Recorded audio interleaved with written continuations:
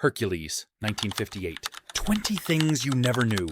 Do you remember the first time those curtains parted and color filled the screen like a parade? Back then, the studios fought for your Saturday afternoon. But in 1958, a Roman import did something the big boys didn't expect. It took a familiar legend, gave it shoulders like a statue, and sold it with the confidence of a circus barker. Hercules wasn't just a movie, it was a sensation. Tonight, we're counting down 20 things you never knew about Hercules, 1958. The tricks behind the strength, the showman who turned an Italian picture into American box office thunder, the different dubs that explain why some lines live only in memory, and the little production cheats that made Reeves look like he could lift a temple. Before we start, lock your guess for number 1 in the comments. Don't overthink it. The obvious answer isn't the answer. Ready? Take your seat. The overture's already playing. Number 20. The widescreen that made muscles mythic. Remember how the picture suddenly felt bigger than the theater? Hercules was shot in dialyscope, a French widescreen process, and Eastman color, and that combination did half the heavy lifting before Steve Reeves even bent his first bar. Those long, horizontal frames let the camera stage strength in layers. Reeves, front and center, pillars and crowds stretching to the edges, sky swallowing the top of the image. Colors weren't shy either. Bronzes and torchlight golds against sea blue nights. The kind of saturation that made neighborhood projectors look like they'd been upgraded overnight. Behind the lens was Mario Bava, the magician who later scared the daylights out of us in Italian horror. Here he paints with light, smoke, gels, and deep shadows to make muscles look like marble and sets look twice their size. If you caught this wide and loud, the format sold the fantasy, and once the canvas was that grand, the story could afford to play like a brand new legend. Number 19, the director who remixed the myth. If you read those old classroom paperbacks of Greek myths, you probably remember Hercules and the Labors as one stack of stories, and Jason and the Argonauts as another. Director Pietro Francisci does something sly. He braids them.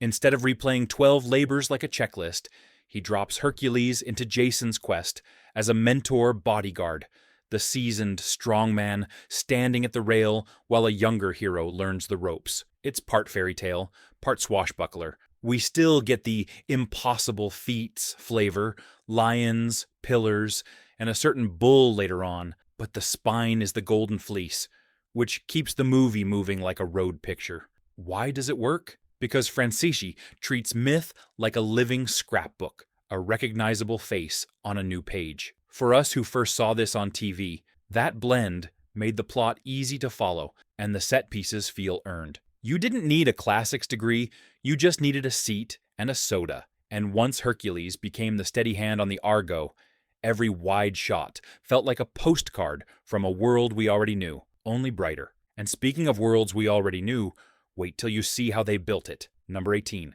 Titanus backlots, where foam became marble. You could smell the paint and glue on those Roman stages if you were close enough. Much of Hercules was built at Titanus, the kind of studio where a courtyard could turn into a palace by lunch. The magic wasn't money, it was trickery. Columns were painted plaster and foam, light enough for a stuntman to topple without smashing his toes.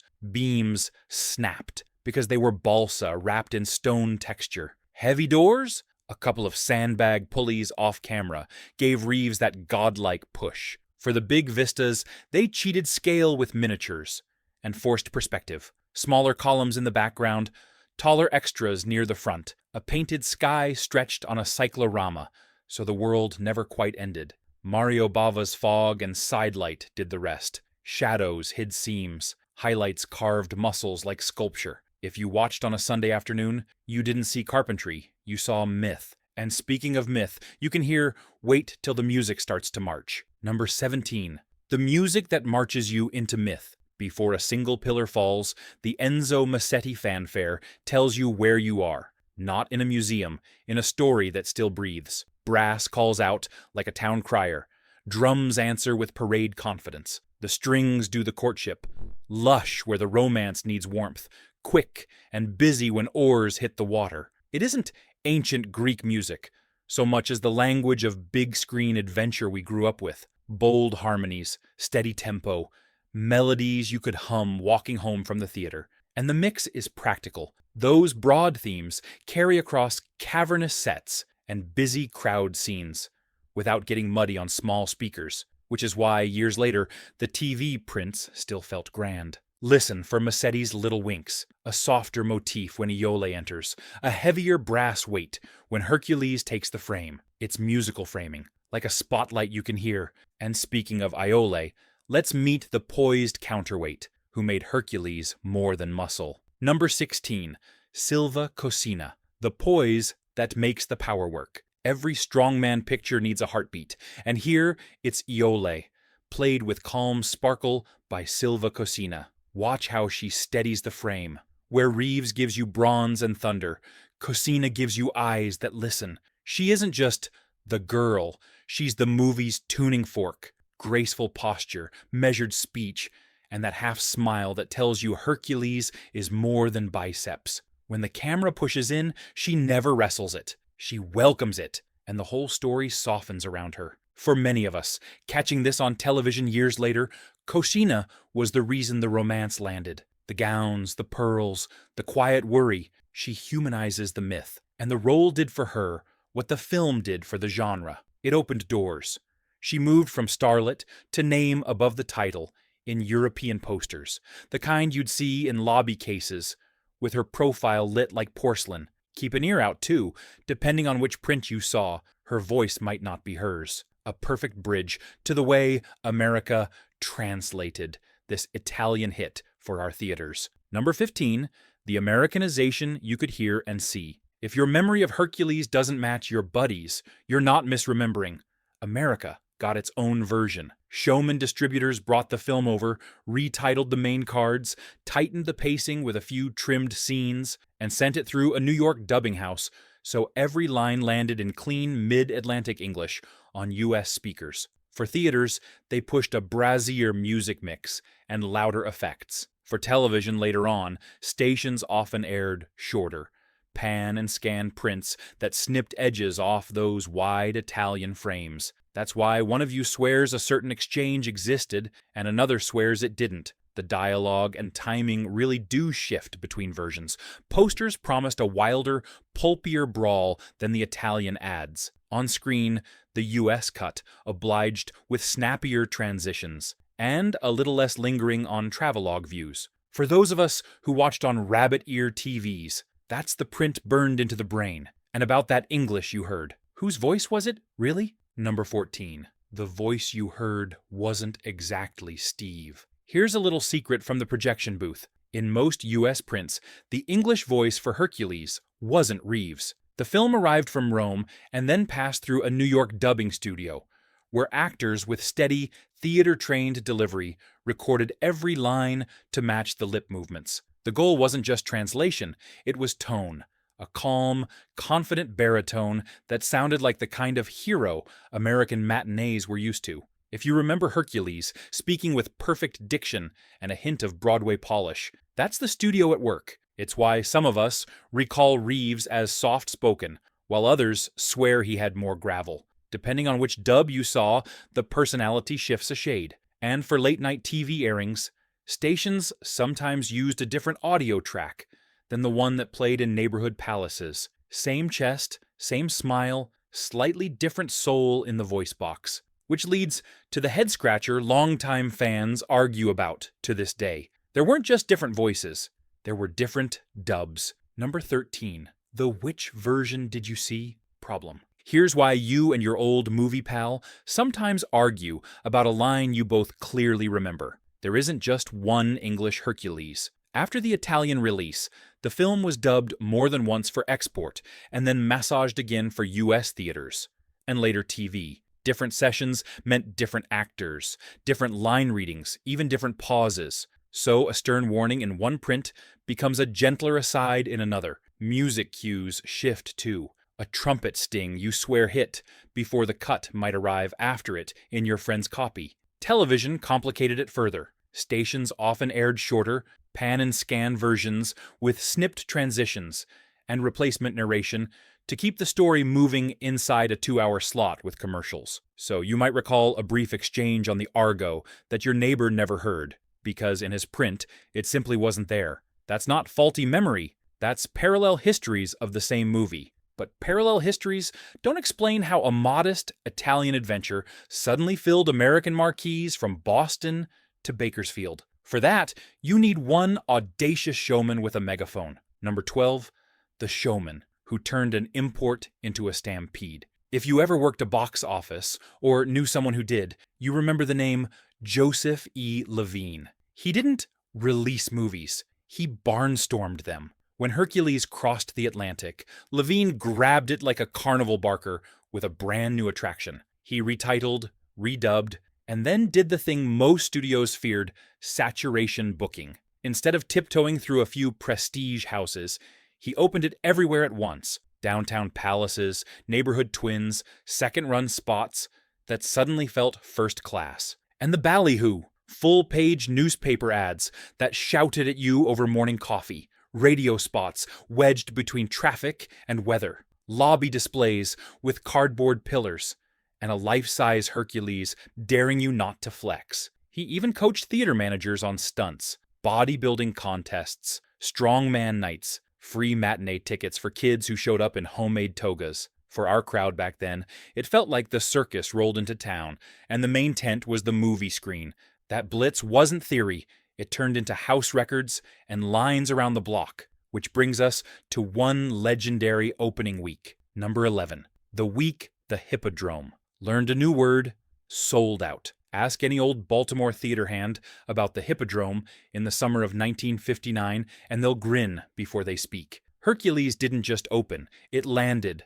A Friday night with lines curling past the marquee. A Saturday matinee stuffed with kids in rolled-up bedsheets calling themselves Argonauts, and a manager pacing the lobby with a cigar he never lit. The show times started to blur, because every screening felt like the first. Applause when Reeves first fills the frame, little gasps when pillars crack, and that low rumble you only hear when a crowd leans forward together. By week's end, the whisper was official. House records toppled. The ushers told us about the stacks of stubs, the concession stand running out of orange soda, the booker begging for extra prints. For those of us who lived through it, that was the weekend an Italian import stopped being a curiosity and became the movie you had to see before your friends spoiled the strongman tricks. And once the box office started shouting, the trade papers did too. Ready for the numbers that made studio chiefs sit up straight? Number 10. Headlines, rentals, and raised eyebrows. If you ever flipped through Variety at the barbershop,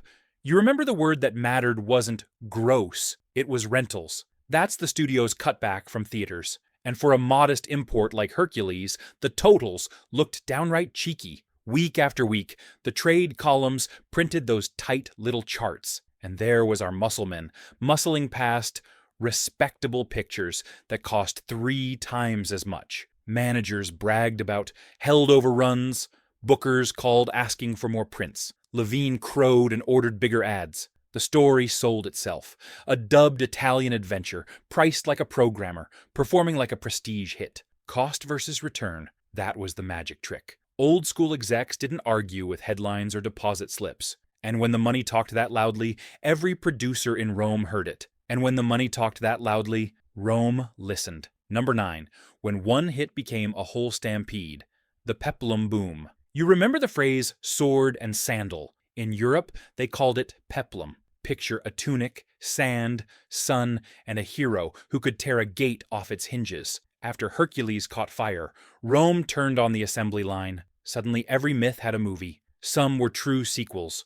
Others just borrowed the Hercules name for marquee muscle. Makista, Goliath, Samson, Ulysses. They all took a turn toppling pillars. New strongmen arrived too, bodybuilders and ex-Tarzans, stoic faces under bronze helmets, shot fast on the same backlots we'd just admired. Saturday matinees ran double features. TV later bundled a pile of them as the Sons of Hercules, which is why half the neighborhood grew up certain they'd seen a Hercules picture that, strictly speaking, wasn't one. Was every entry great? Of course not. But the cycle did what cycles do.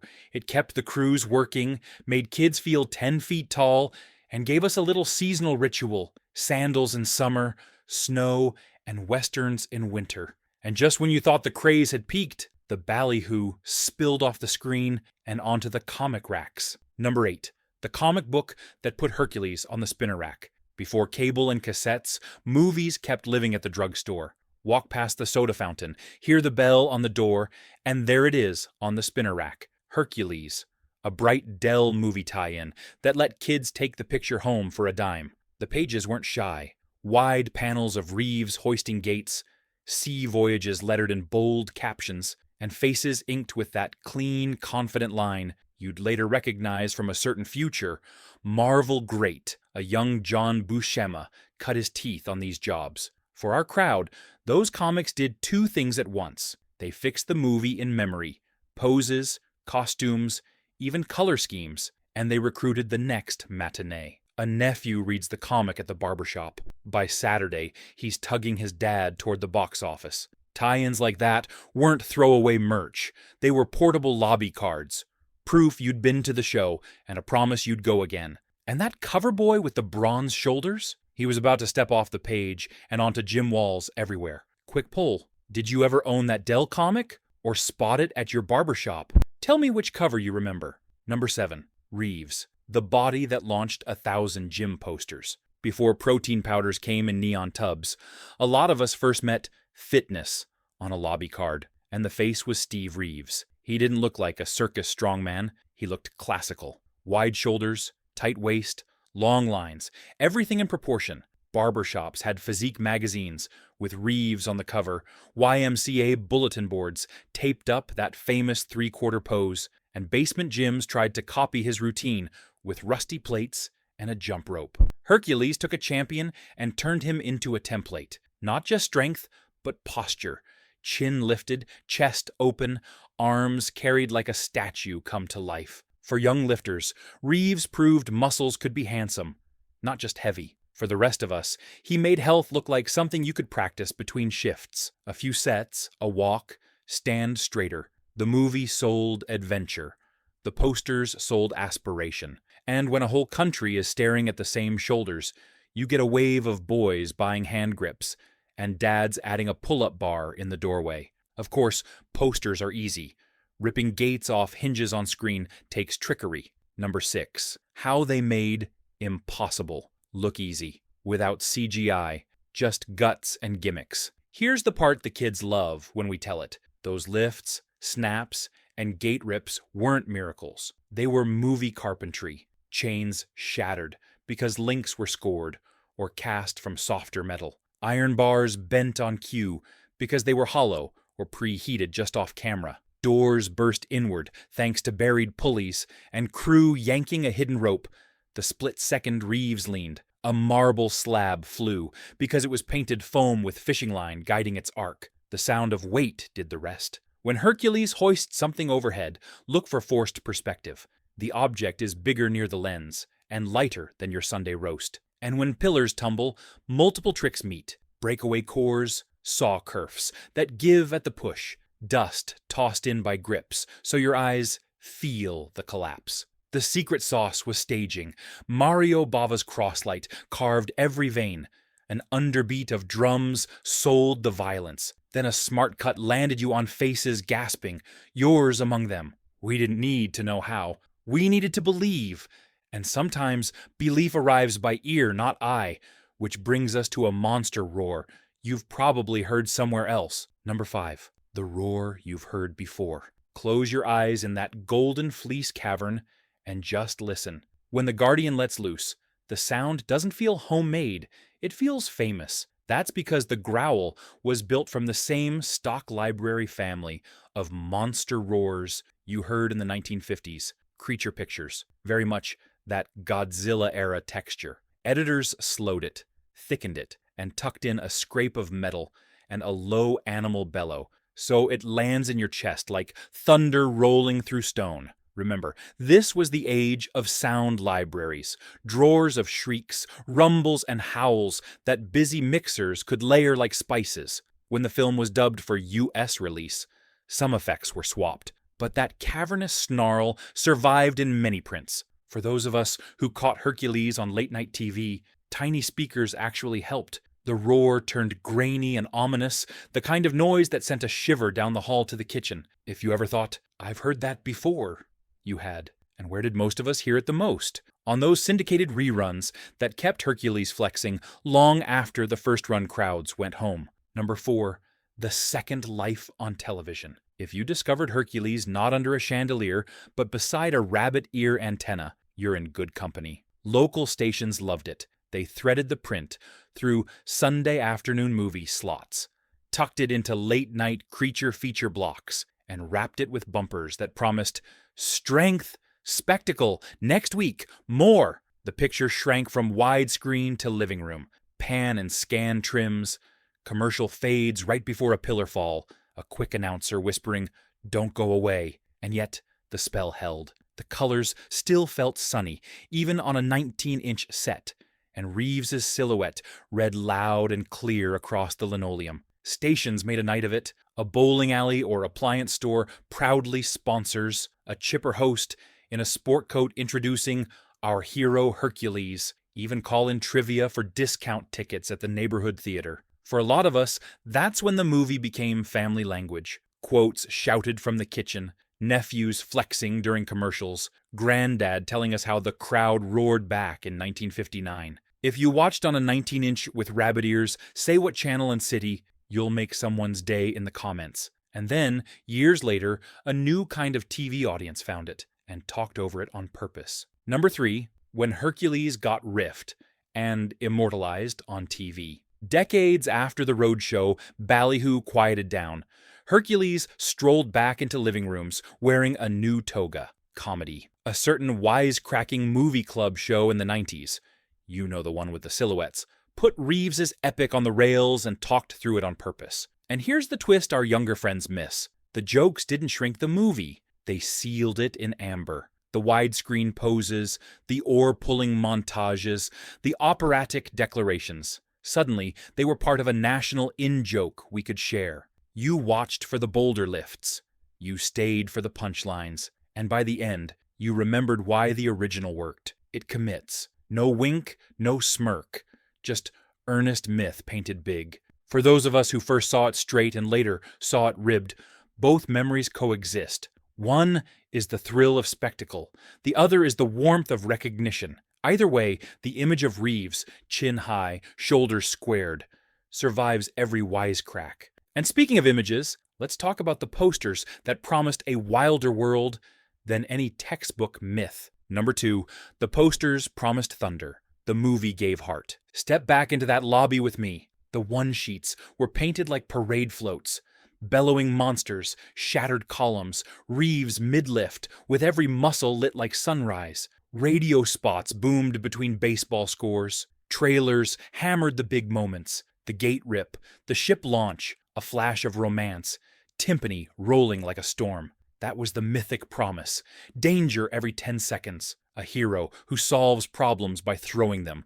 Then you sat down, and the surprise was pleasant. On screen, Hercules isn't a runaway wrecking ball. He's steady, almost courtly, a mentor to Jason, tender with Iole, slow to anger, and quick to protect. The fights land, sure, but what lingers is the earnestness. Friendship on the Argo, a moral spine under the muscle. Instead of feeling cheated, audiences felt invited. The ballyhoo got us in the door. The gentler, confident hero made us come back with the kids and tell the neighbors it was safe and fun. That gap between poster thunder and on-screen grace is why the picture aged so well on TV. And speaking of poster beasts, let's end with the crowd pleaser. The Cretan bull, you remember, isn't exactly what it seems. Number 1, the Cretan bull. That wasn't a bull. Here's the crowd pleaser we promised. The fearsome Cretan bull on screen. Look closely at the shoulders and that high ridge along the back. You're not staring at a Mediterranean steer. You're looking at a bison in disguise, fitted with false horns and costuming to sell the myth. Trainers kept just out of frame. Mario Bava handled the rest with low angles, smoke, and quick cuts. Add the layered monster roar you heard earlier, and boom, every kid in the matinee swore Hercules had wrestled a beast out of a picture book. On fuzzy TV prints, you could sometimes catch the telltale hump silhouette in profile. Half the neighborhood argued, "Buffalo!" while the other half shushed them and reached for the popcorn. It's the perfect Hercules lesson. Movie magic isn't about fooling your brain. It's about giving your memory better material. You walked out certain you'd seen a living legend, and in a way, you had. So that's our 20. A Roman backlot, and a French widescreen lens, a showman with a megaphone, a dubbed baritone, and a roar borrowed from monsters. And at the center, Steve Reeves. Shoulders like sculpture, manners like a matinee idol, turning an import into a rite of passage. No wonder the craze followed. Comics on the spinner rack, gym posters on basement walls, Sunday TV slots that made whole families lean forward at the same moment. Tell me this, where did you first meet this Hercules? Downtown Palace in '59, or rabbit ear television with a plate of biscuits? Drop the memory that stuck with you the longest. And if you caught a different dub or a cut we didn't mention, I want that story too. Half the fun is comparing prints. Next time, if you're game, we'll sail again. Either Hercules Unchained or the wider peplum wave that stampeded after this one. For now, take a breath, roll your shoulders back like Reeves, and walk out of the lobby a little taller than you walked in.